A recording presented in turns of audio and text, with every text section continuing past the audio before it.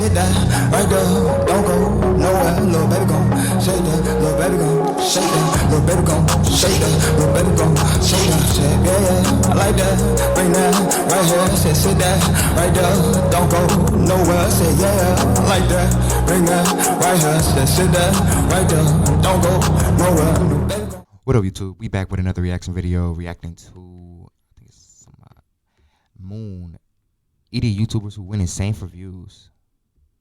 Makes so many big YouTubers and influencers go completely insane. One day they're happily making their reaction videos and selling their crypto scams, then one day it's just like they snap, doxing people, faking their own deaths, or eating themselves into an early grave. Is it all really just for clicks, or is there something about internet fame that leads to madness and tragedy? Or is it something else? Well, in this video we're going to be going over the YouTubers who completely lost their mind as the blinding spotlights of popularity bore down on them, where the characteristics that made them successful also brought their demise. Beginning with the infamous SS Sniper Wolf, who had one of the more controversial breakdowns on this list. If you don't already know, SS Sniper Wolf is one of YouTube's top creators, with over 34 million subscribers. Her career started in 2013 during the Let's Play era of YouTube, where she'd supposedly play games all day even though it was discovered to be her boyfriend playing, and would create an online persona for her viewers to connect with. However, over time, her content has undergone a huge transformation. If you take a look at her channel today, you'll see a significant shift. Gaming has taken a backseat in replacement of Sniper Wolf React videos. Now, YouTube React videos are somewhat controversial. Many believe it's stealing other people's content. They don't create their own original or creative stuff anymore. And one of the people who called SS Sniper Wolf out on, Not that I can't create original stuff, but they don't care. Like, they literally don't care.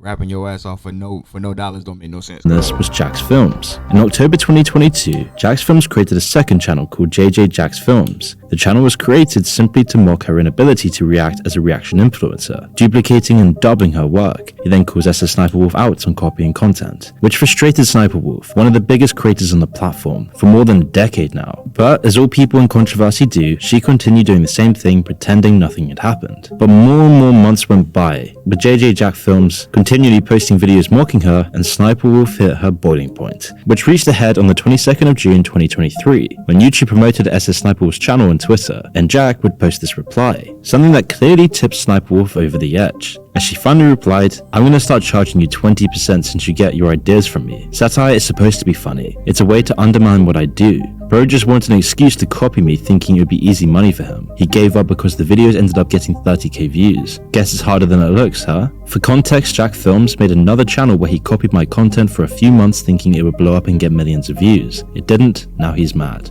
Then in the comments, somebody commented that she steals ideas, to which she replied, 90% of what I upload are my ideas. People copy me and then people like you get confused, showing Mr. Beast reacting to the same video she did, and once again this was an idea that Jack Films scoffed at, replying saying, "I invented reacting to other people's TikTok. Anyone else is copying me. Incredible mental gymnastics. Hey at YouTube, at VidCon, you sure you're okay boosting her? Are you absolutely sure?" And then the feud between the two continued. Clearly SS Sniper Wolf was upset about the situation, but Jack Films was not willing to back down, and that's when things took a darker turn, and the cracks in SS Sniper Wolf's personality started to show. On October 14th, 2023, SS Sniper Wolf put out an Instagram vote, asking if she should go to Jack Films' house, as it is 5 minutes away from where she is shooting with a poll. The poll filled up with the option to head to Jack Films' house, and so not long after, Sniper Wolf put a video of his private home on Instagram, with a quote, "Let's talk like adults." A move like this is stalkerish and unacceptable. Sniper Wolf doxed Jack's Films, completely going against YouTube and Instagram's guidelines, and possibly against the law. Not to mention this is just absolutely batshit insane. But above that it's not acceptable, when it comes to YouTubers, it's even more worrying, as famous YouTubers have a history of their fans doing crazy things like breaking into YouTubers' homes. In this instance, Sniper Wolf had called Jack Films out to her 5 million Instagram followers and 34 million YouTube subscribers, revealing the home of his family and children.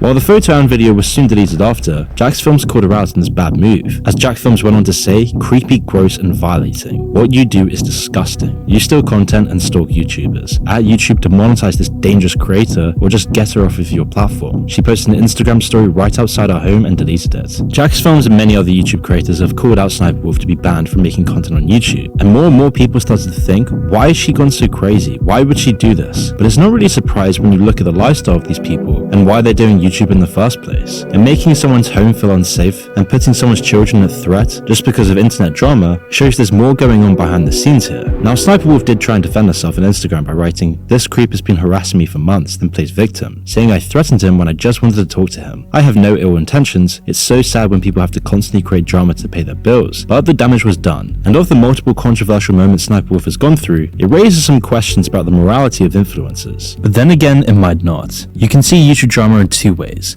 either as a calculated ploy for attention, or as an outburst from emotionally mature adult children given their own platform. Often, it's a mixture of the two. But why does it happen? If it's all just a scheme, it's clear that it works in the short term. More people have been talking about SS Sniper Wolf over the past week or so than ever before. And with attention as the default currency online, you can't understate how valuable this is to these kinds of YouTubers. But it does have potential to backfire. One nasty scandal can end a career, as we've seen countless times before. James Charles lost around 3 million subscribers for a scandal until he clawed them back. Shane Dawson lost over 1 million after his assault allegations came out. Do it too many times and you can get the wrong kind of reputation as well. Grade A Under Ray had a thriving channel that was every YouTuber's dream, but he threw it all away after getting involved in petty drama time and time again. And for larger creators like SS Sniper Wolf though, it rarely proves fatal. Logan Paul and his pretty much monthly scandals prove that. With little risk and high reward, it's unsurprising that she would go to these lengths, especially with YouTube backing her up. Although you do get the sense it wasn't planned. That can also be explained. Getting famous on YouTube, especially for something as vacuous as reaction content, is a huge ego trip. If millions of people tuned in whenever you watched a YouTube video, then it would stand as living proof that your opinions of things is much more important than anyone else's. At least that's a way you could easily see it if you were constantly drunk on views and advertising money for doing pretty much nothing. And with Jack Films' jokes about the whole situation, you can only imagine this building up in her mind until it resulted in the doxing incident.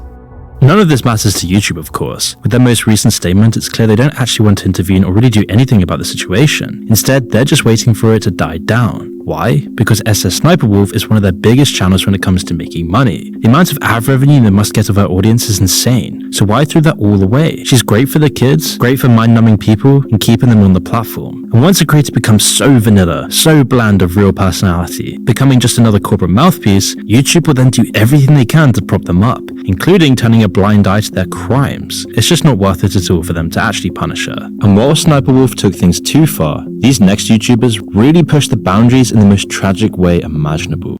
Oh god, not these idiots. The SS Sniper Wolf thing, I think I seen a video about that. She's wild. Like, doxing that man is crazy. Now she probably did it on some, I'm not thinking, spur of the moment. But like, bro, what are you doing? That just don't even make sense. It's like you're not living in reality. I'm probably gonna skip the tragedy of Pedro. Young self-check. The next YouTuber was one of YouTube's OGs with billions of views under his belt. I'm talking about J-Station. I seen a video about this guy. Never reacted to it, but it's not funny, but this nigga is dumb. Like, you said, yeah, I'm sorry guys, my girlfriend passed away. Rap cap, she left you because you're crazy.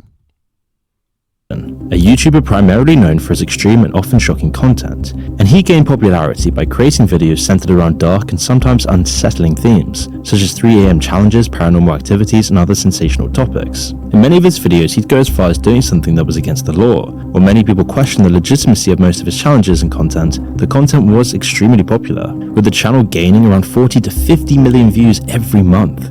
In one video, he was caught hiding in a mall after it had closed while filming a 24 hours in a mall video. For this, he would be arrested and charged. YouTube even stepped in explaining that he had violated their guidelines and demonetized his channel. But Jason simply opened a second channel to get monetized again. But this was just one of the many controversial videos made by I'm J-Station. But on January 21st, 2020, Jason experienced one of the worst things a person can go through. In a video titled Saying Goodbye to My Dead Girlfriend, he explained that his girlfriend Alexia, whom he'd been with for some time now, had passed away tragically in a car crash. In the video he was crying. Something like this could spiral anybody into a place in depression, enough to do something stupid. But in the video he spoke about how Alexia's death wish was for the channel to reach 1 million subscribers.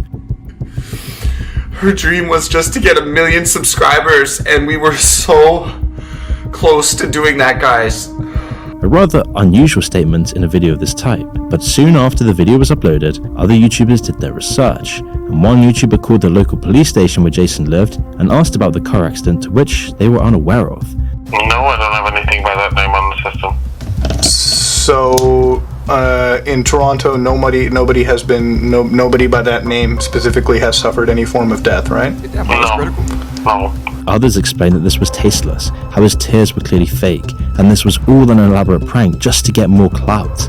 The frustrations towards him grew, but for fans of the channel, this man was Sick of all the ads like this one? Just head to adskiller.com, click on Activate Now, add AdsKiller to your browser.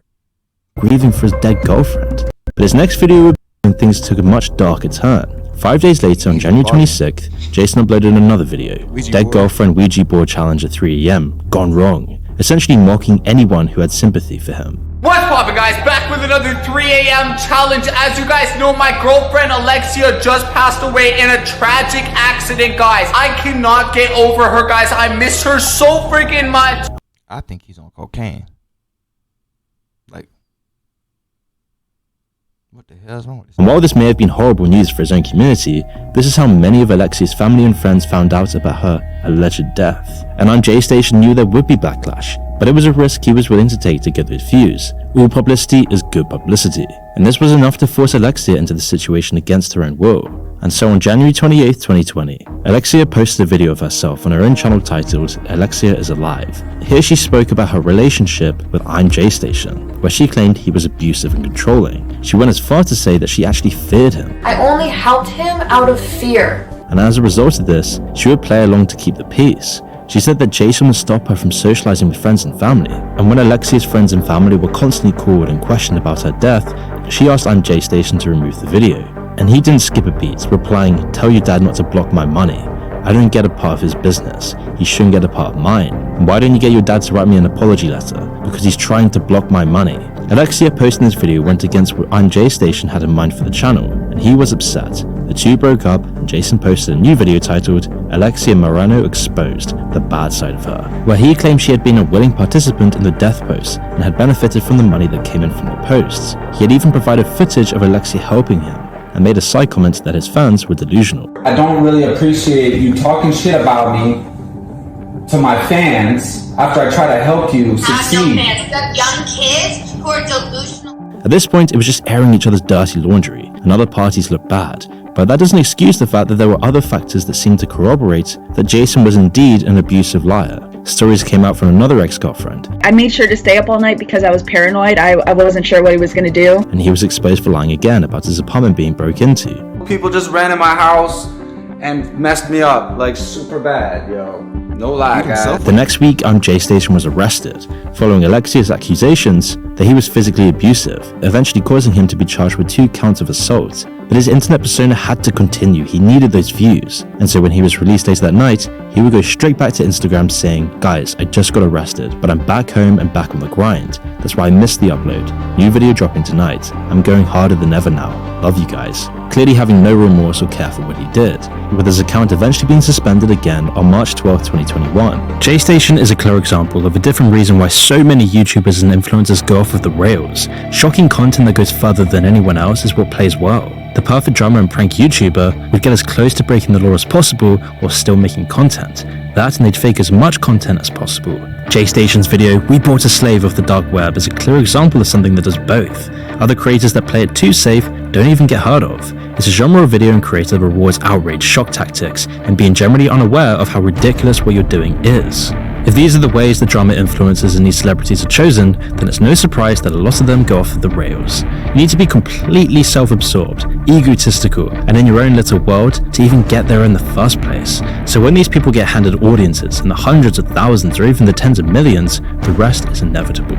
The views and the money fuel their already massive egos, spouting their bloated opinions into their USB microphones to flatter their growing sense of self-importance, and so they start thinking they can get away with everything. Of course, it's never enough.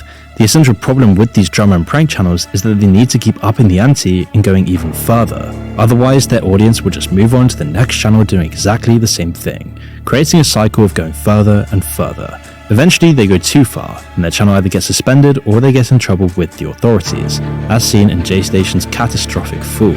While I'm J-Station went through some extreme situations to get views, this next YouTuber has changed his entire life to keep his audience happy. This is Nicholas Perry, but many of you will know him by the name Nikado Avocado. He started making YouTube videos when he moved to Colombia to live with his boyfriend Orlin. His average video was him simply playing some violin, speaking about his vegan lifestyle, and vlogging. Although he gained some following, his real claim to fame was diving headfirst into massive food feasts. He's what they call a mukbanger, which, if you didn't know, is originally from South Korea and means something like eating broadcast. In his first mukbang, it was all healthy vegan food and something Nicholas expected to be a once-off video. But it quickly popped off, and he gained over 50,000 views within the first few weeks of the video being up. In all of his regular uploads, his fans would comment asking when the next mukbang video was coming out. Hungry for views and clout, he'd eventually upload another mukbang video, and once again it did very well. Soon enough, all of his uploads were some form of mukbangs, and he'd eventually stopped being a vegan, citing health issues. Nicholas clearly loved drama, and many of his videos have clickbait titles such as "Why I'm Leaving My Husband" and "Caught on Camera Almost Stabbed at Jack in the Box," not for kids. But over the next few years, he would make millions from this, becoming a huge notorious YouTuber. But with this enormous success and growth came a decline in both his physical and mental state. You see, when he started these mukbang videos, Nicholas weighed just 155 pounds or 70 kilograms. Nicholas believed that he could do all these mukbang videos without picking up weight because he had a fast metabolism, so he hadn't really been keeping tabs on his weight. But one day, about a year into his mukbang career, while he was filming himself, he decided to eventually step onto a scale. And there, it was a bit of a shocker. He'd crossed the 200 pound, about 90 kilogram mark, and you could practically see the disbelief written all over his face. You guys, I'm 200 pounds. But here's the twist. He couldn't bring himself to admit that those mukbang sessions might have played a role in his weight gain. The views, money, and success made his ego drunk. So claiming it was all water weight and stress, he thought he'd lose this all very easily. I'm praying that this is just water weight.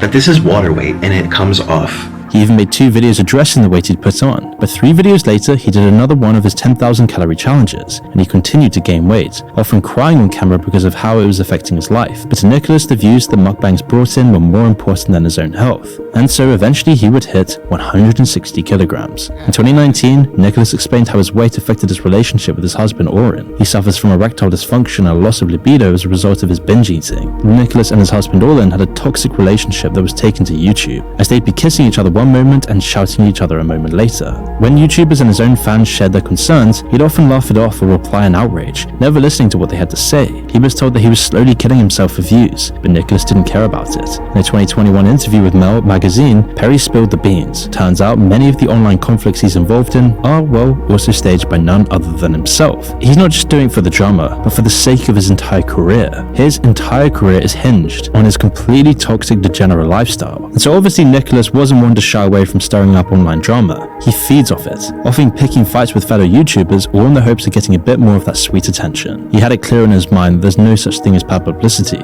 and he was making a lot of money from this. But then fast forward to May 2021 and something big happened. His on-again, off-again relationship with Orlin reached its final chapter, with Nicholas uploading a video in tears, pouring his heart out about how the internet had turned its back on him, and how all this online stuff was just too much for his family to handle. I actually like to be alone, and I just figured it out.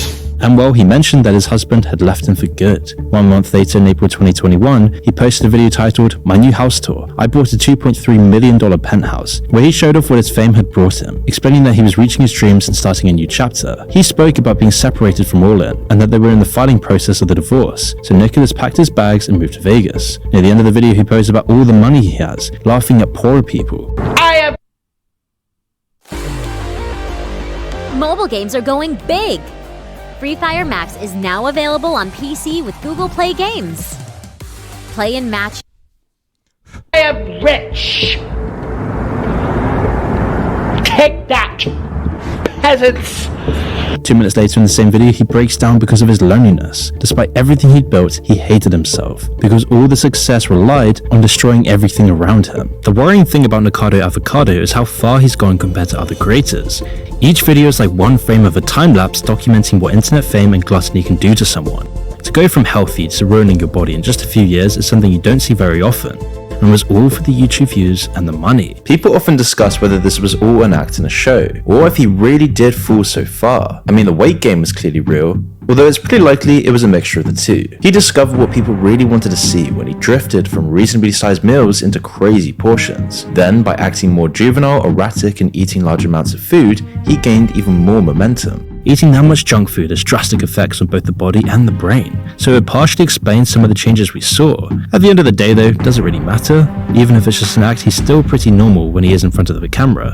That almost makes this whole thing more pathetic.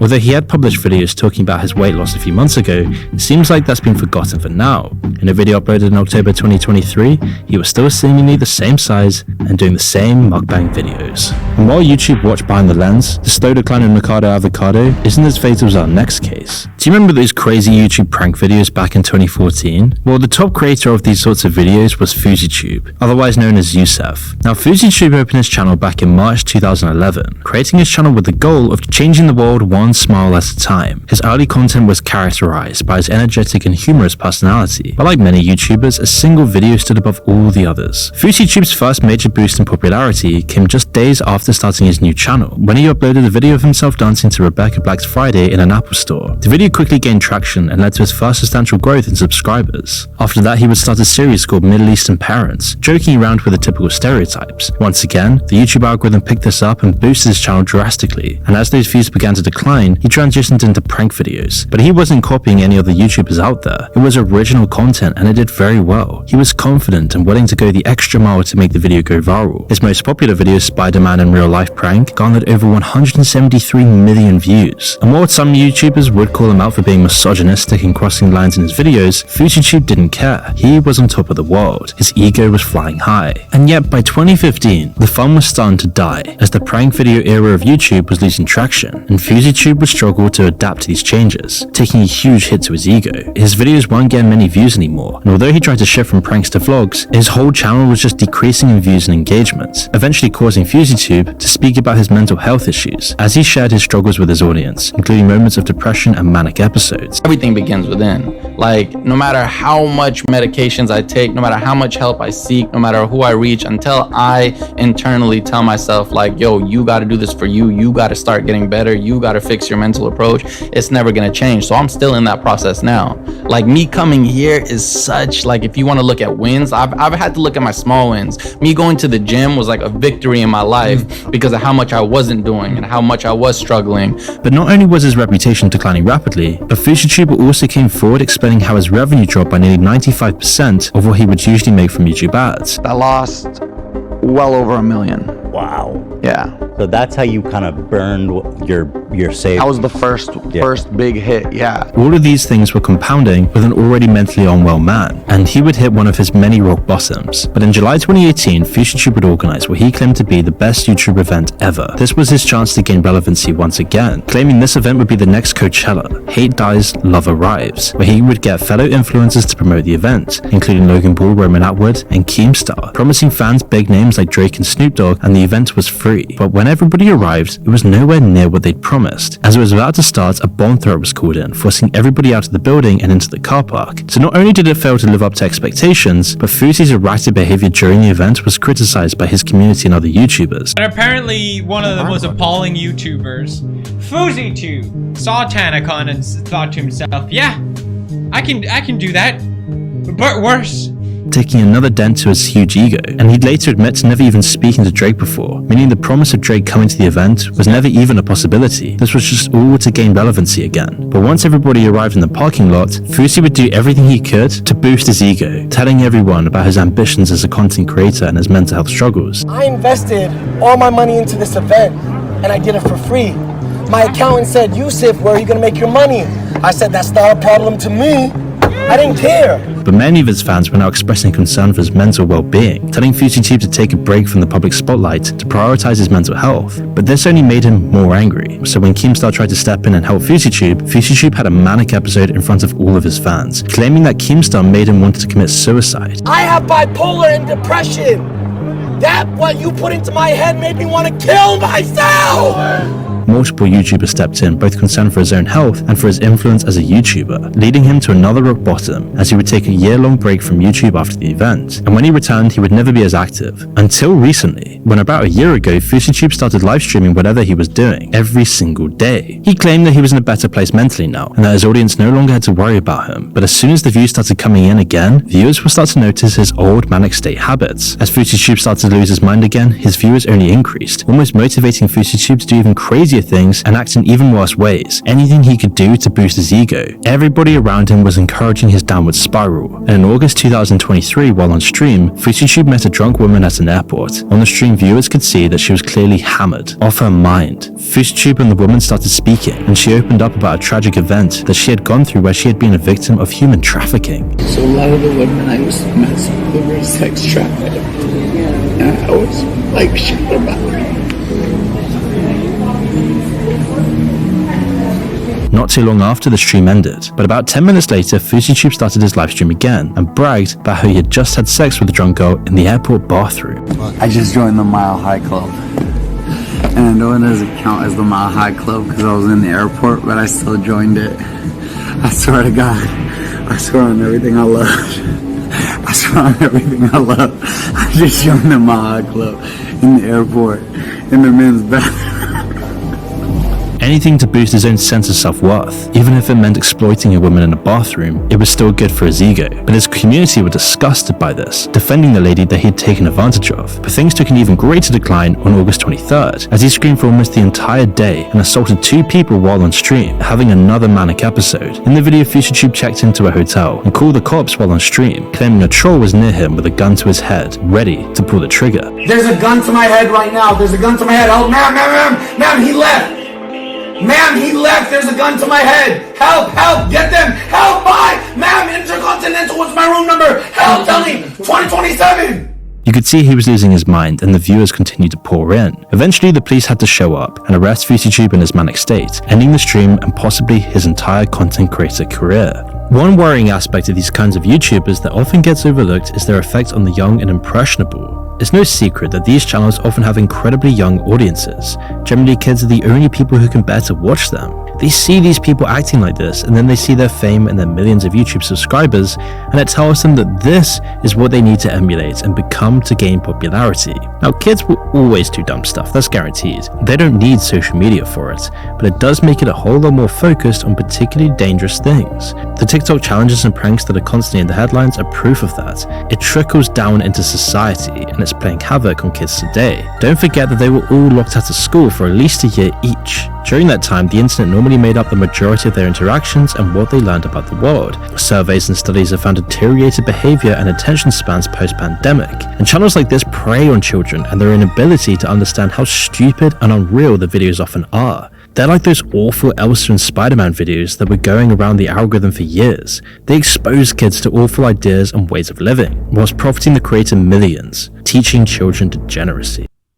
It's no surprise that you get these unhinged individuals at the helm of these channels. And while FouseyTube's decline was long in the making, same can't be said for Phidias. You see, the allure of virality continues to drive creators to explore new horizons, often blurring the lines between entertainment and ethics and exploitation. But it's this relentless quest for internet fame and clout, and their unending narcissism that can drive creators insane. And you see, Phidias' ego was growing, with his YouTube channel pulling in millions of views. Soon he would be featured by big names like Arak, connecting with the top of the crop on the site. And people took a liking to Phidias, as he would do anything without limits to get views, and it was this exact drive that would bring him his audience. But at the same time, it also came to taint his entire YouTube crop on the site. And people took a liking to Phidias, as he would do anything without limits to get views, and it was this He almost got took out by that tree like Nechi. exact drive that would bring him his audience. But at the same time, it also came to taint his entire YouTube career. And to see what I mean, we need to have a look at one of the first controversies he got into. And this is when he aimed to document life in what he described as the world's poorest country. The video titled, "I Spent 100 Hours in the World's Poorest Country," showcased Phidias' journey in the country. This is the world's poorest country, and there is a lot of bad things said about it. That's why I'm going to spend the next 100 hours here to see with my own eyes. If it capturing featuring moments of stark poverty and daily struggles. However, the whole tone of this documentary-style video raised eyebrows. For one, Phidias treated the locals like a spectacle rather than being actual humans. They were there to serve the video and nothing else, completely exploiting this whole situation and the subjects for views, turning their hardships into a backdrop for viral content. And to top it off, the thumbnail was particularly crude and almost hilarious in how out of touch it was. And throughout this whole video, Phidias' commentary was always marked by a surprise at the living conditions and the cost of services, being completely oblivious to the ethical implications of his content. And it was his sanctimonious and pretentiously fake commentary at the simplicity of life and lack of access to resources that made this video feel so insensitive. How much is normal haircut? 1,000. $1 is 2,000. You got 50 cents haircut. Actually, yeah, 50 cents in my whole life. But it wasn't the first time that he did these sorts of things to get views. In the same time, he was in hot water for his video on Skid Row in Los Angeles, because in both instances, Phidias was looking at complex social issues focused on making the most mind-numbing content possible, completely ignoring the real lives he was documenting. But at the same time as the controversy grew, so did his fanbase. And this would hit a climax when Phidias finally met Elon Musk. After stalking him for months, getting into controversy with Elon Musk's mother, he finally forced Elon Musk into giving him a hug by using his child fans to publicly pressure Elon Musk to hug him.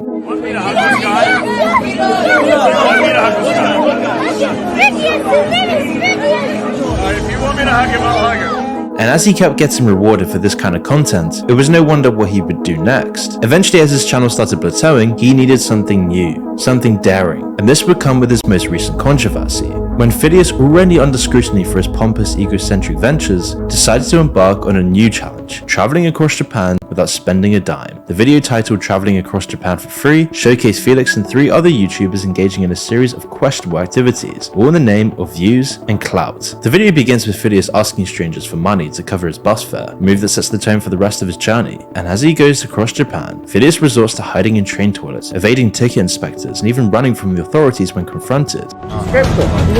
When I sat down, he released me and he... Like initially, if the idea was to show how people of Japan are kind and give you the clothes off their back, will give you some money, or you know what I'm saying, I could see where that would be like, oh, look at this, look at the kindness of the world.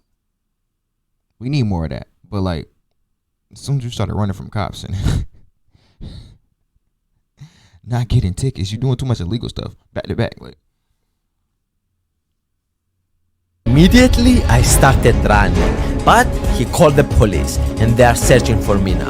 The video captures the essence of his reckless pursuit as he documents every step of his illegal adventure, being completely oblivious to the legal and ethical implications of his actions. And this time his narcissism was so on the nose, with this whole video being a blatant display of disrespect and disregard towards Japanese culture and their legal system. Everybody online was criticizing it, exploiting the kindness of strangers for views, which is so out of touch it was almost funny, but also alarming at his character, constantly treating the people in his videos more like subjects to give him views, nothing else. And it was the same condescending tone throughout all of these videos and his lack of genuine respect that fueled the backlash against his content. Eventually it got so bad that he actually had to take down the video and apologize. And whilst it might seem like he finally learned a lesson, it's doubtful. This cycle of always being in the limelight, all publicity is good publicity mindset, is exactly what feeds these egocentric actions in the first place. And a special thanks to Enlisted for sponsoring this video. Make sure to click the link in the description below to check them out today. All of these people are warnings to the ones that come after them, but none of them will listen, of course. As long as the algorithm keeps promoting these channels and people keep watching them, this cycle will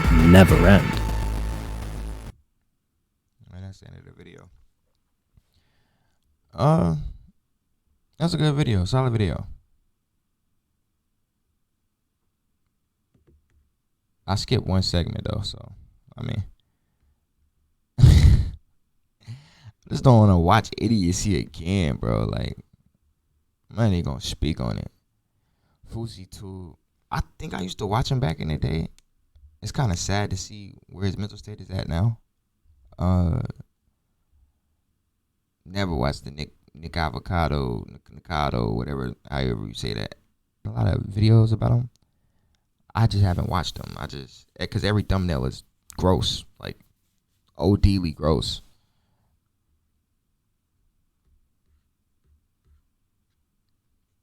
But yeah, that's the end of the video. Make sure y'all like, comment, subscribe, share the video, and I'll see you in the next video. Stay safe, y'all. Calmo, can't stop me, ayy, to live is to come. All this pain got me feeling accomplished. See these fans turn me into a monster, ayy, I'm in Calmo, can't stop me, to live is to come. All this pain got me feeling accomplished. See these fans turn me into a monster, I'm in Calmo, can't stop, ayy.